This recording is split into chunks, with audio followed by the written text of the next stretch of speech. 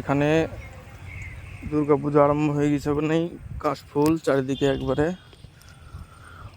প্রচণ্ড রোদ, তার ভিতরে কাশফুল ফুটেছে, খুব সুন্দর লাগছে। এরকম পরিবেশ খুবই অসাধারণ পরিবেশ। কাশফুল দেখতে যেমন খুব সুন্দর, কিন্তু বেশি দিন থাকে না, বৃষ্টি হলেই ঝরে যায়। মোটামুটি 15 দিন